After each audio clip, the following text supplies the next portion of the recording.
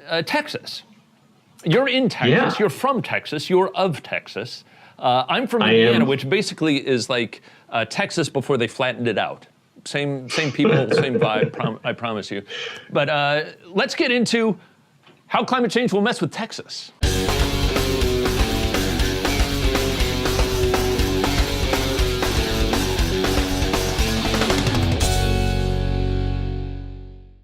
Okay, Josh, so talk to me about Texas. Texas is a very particular place when it comes to climate change, and why is that? Well, yeah, I've returned to my homeland, Andy, as they say. And although I like to mess with Texas, I am from here. So if you're from Texas, it doesn't mean that I automatically hate you. I don't. That's big of you, Josh. Thank you. It took a lot to say that. I appreciate it. No, but really, Texas is a huge state for one thing. So it has all kinds of different climates, but also it's going to get hot. You know, Texas is kind of famous for getting hot, and it's definitely going to continue to get hotter and hotter. But it's also kind of unique because it suffers from sort of it has the potential to suffer from sort of every aspect of climate change. So yeah, increased intensity of storms, for example. Hurricane Harvey hit Texas really hard just a couple of years ago, and scientists do predict that hurricane intensities will continue to increase. Now, there's not a lot of evidence that the amount of hurricanes will increase, but definitely the strength of the storms will increase. As the atmosphere gets warmer, it can hold more and more water, and so the storm can get more intense, but it can also drop more rain. And the real issue with Hurricane Harvey wasn't so much that it was intense, it was that it stayed parked on top of the same spot, pulling water out of the Gulf and dumping it on the Houston area, almost exactly where I'm sitting right now. And there were just devastating floods, some of which the city is still trying to recover from. Yeah. I've got relatives in Houston, and that has really been devastating for them. I don't think there's a lot of appreciation for just how bad that was, and just how far the problems go. And Josh, it's also interesting because Texas, while suffering from these effects of climate change, also sort of has an outsized footprint in the ways that climate change happens and the reasons for climate change. One of those is fairly obvious: the petroleum industry and the production of oil, and the other might not be as obvious to folks. Am I right? Yeah. Do you know where I'm going with this? I do. I know exactly where you're going, Andy. Do you know where you're going? I never knew, Josh. That's why you're here. No. Another, of course, increasing temperatures and worsening drought is another issue. And Texas is so big. You know, there's kind of the coastal zone where you're affected by sea level rise. And then farther in, there's a potential to have increasing droughts. And Texas is so big that it covers both these kinds of areas. And droughts are devastating, but they're also really bad for cattle. It turns out that cows need to drink a lot of water, and just like people, they don't do well when it's too hot. And so, actually, Texas beef production is potentially going to be impacted as the climate continues to heat up and Texas deals with worsening droughts and higher temperatures. We talked last week, I think, about how coffee is being impacted by climate change. It would seem that all aspects of our diet are capable of being hit by this, but barbecue might be one of the first to go.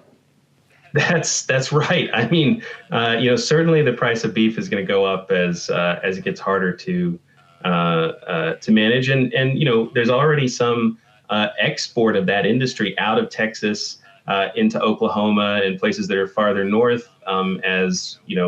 As temperatures increase, of course, the farther north you go, it's not quite as bad, or the climate's a little cooler. So I knew that. There's already some export of the beef industry. Yeah. So very good. I first of all, our comment section lit up when cows hit the screen.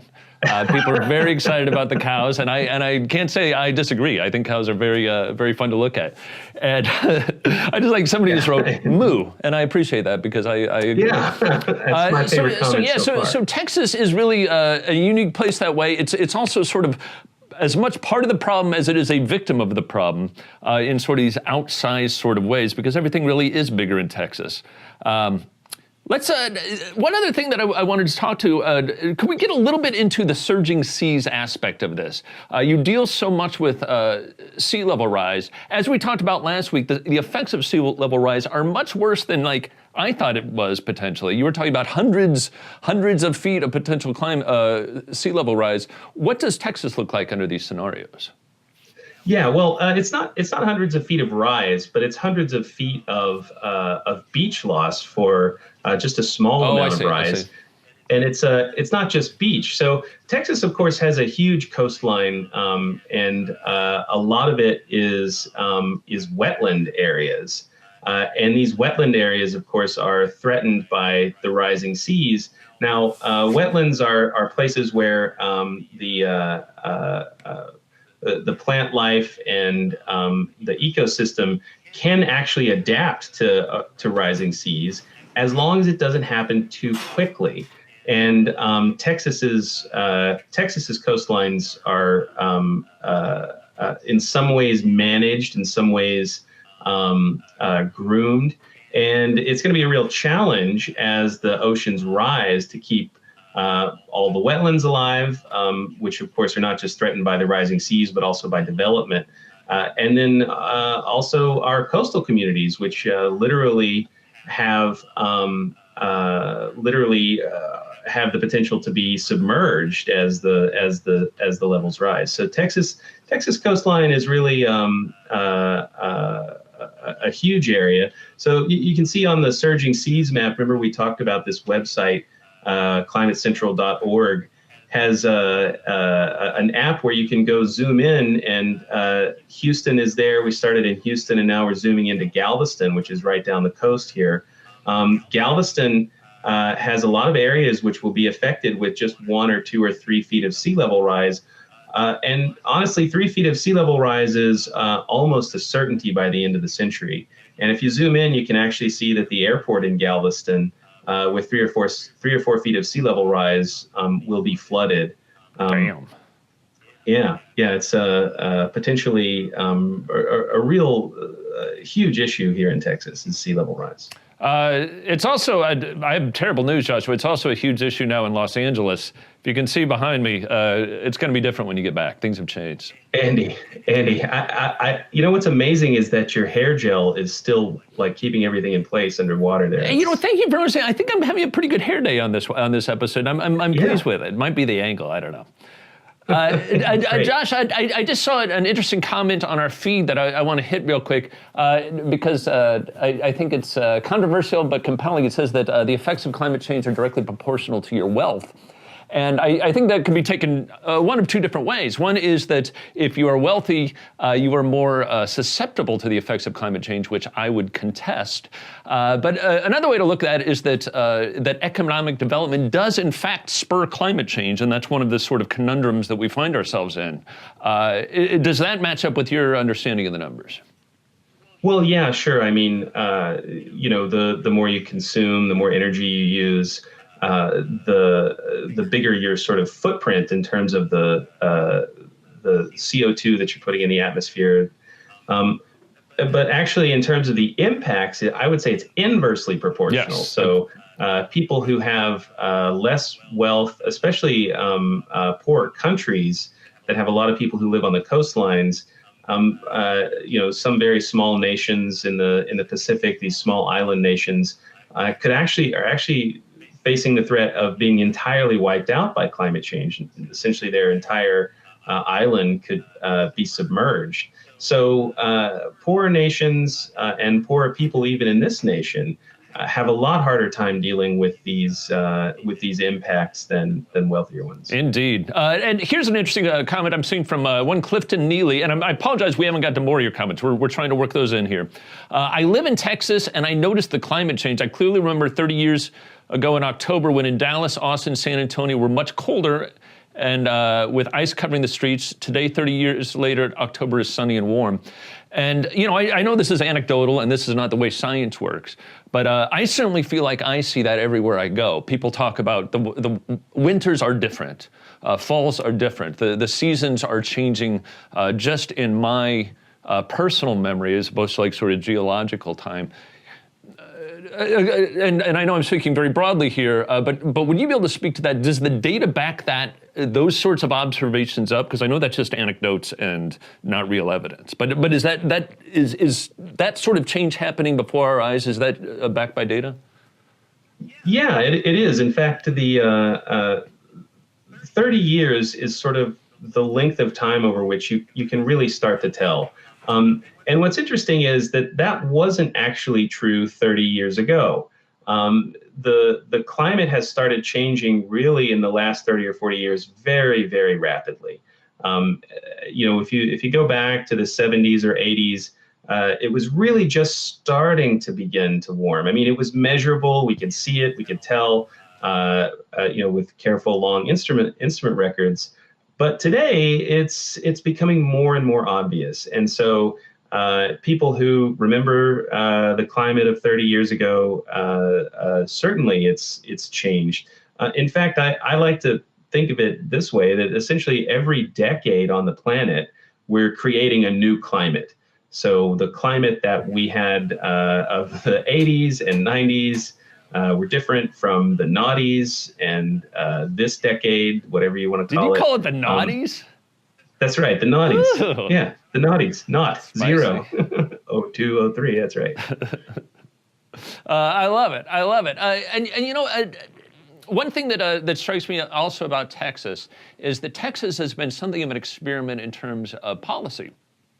In terms of deregulation has been such a central theme of Texas politics for decades now, of get government out of our lives. Sorry, that's an Indiana accent, not a Texas accent. But people wanting government out of their lives and regulations out of businesses. And Rick Perry used to call this his Texas miracle. Have you heard of this Texas miracle? I'm not quite as up on my Texas news as I used to be, but tell me more. I think we've got an old commercial we can watch. Is that check it out? Have you checked out the Texas Miracle lately?